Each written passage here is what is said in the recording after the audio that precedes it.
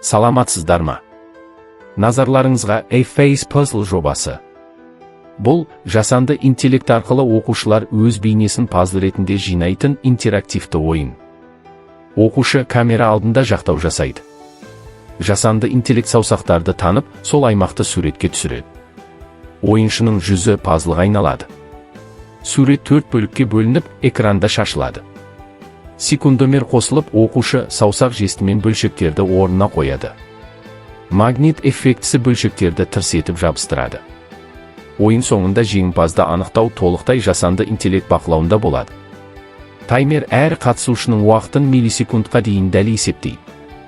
Барлық оқушы ойнап болған соң, жүйе нәтижелерді салыстырып, ең жылдам ойыншыны жеңімпаз деп таниды.